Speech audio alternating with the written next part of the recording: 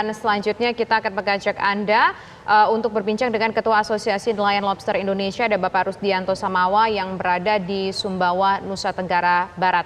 Selamat petang Pak Rusdianto. Selamat petang. Ya, Pak, kalau tadi berbicara, rekan kami di lapangan berbicara dengan peternak benur mengatakan bahwa menguntungkan sekali dengan kebijakan memperbolehkan ekspor benur ini. Nah, kalau Anda dari Anda sendiri sebagai Ketua Asosiasi Lobster, apakah memang kebijakan yang sebelumnya itu yang sampai sekarang juga mungkin masih berlaku, ini juga menguntungkan para nelayan?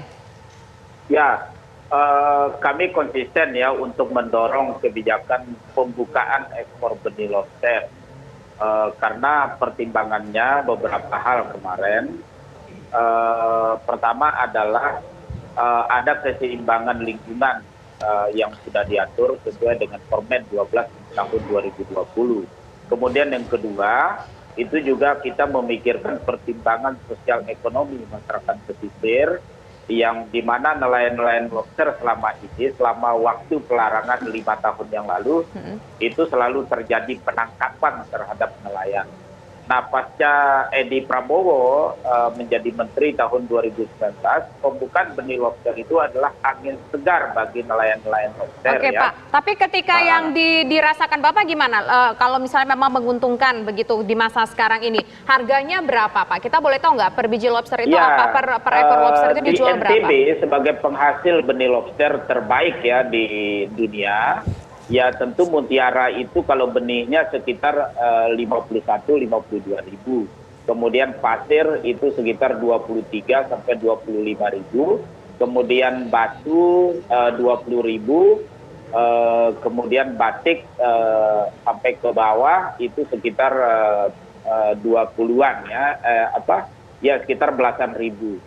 Nah, artinya bahwa dari proses pembelian benih lobster ini tentu menguntungkan ya bagi nelayan-nelayan lobster di berbagai daerah-daerah pesisir di seluruh Indonesia yang disesuaikan dengan wilayah penangkapan WPP di seluruh Indonesia.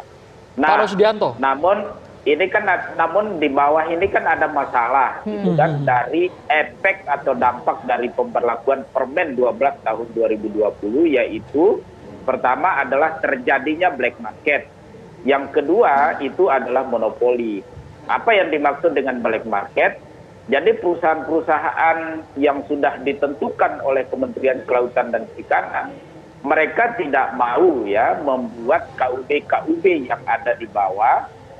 Tentu mereka berharap dari kelompok nelayan yang ada gitu. Kemudian mereka membeli harga persaingan harga di bawah, misalnya perusahaan A membeli 5.000 per ekor, kemudian datang perusahaan B membeli 10.000, datang lagi perusahaan C membeli 20.000. Jadi aksi-aksi black market di bawah itu sangat marak sekali, dan itu yang memicu monopoli yang ada.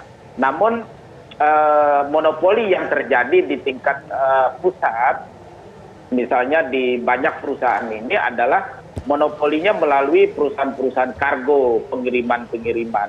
Artinya bahwa Kementerian Kelautan dan Perikanan memberikan izin misalnya kepada satu perusahaan dengan 1 juta kuota, kemudian perusahaan kargo itu menyanggupi pengiriman itu 2 juta kuota. Kan? Nah, ini adalah monopoli, saya kira, faktor utamanya.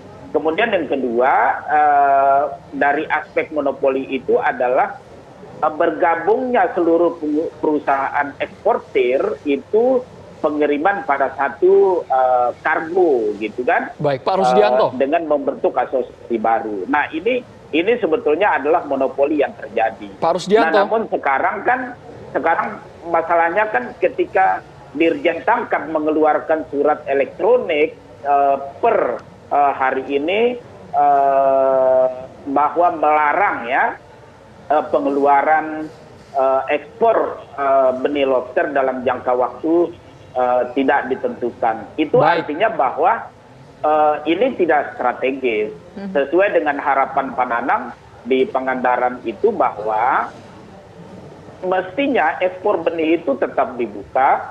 Namun yang perlu diperbaiki itu adalah regulasi dan mekanisme ekspor. Poinnya sudah kami cerna dengan baik, Pak Rusdianto. Baik, terima kasih banyak Ketua Asosiasi Lobster Indonesia Pak Rusdianto langsung dari Sumbawa, Nusa Tenggara Barat.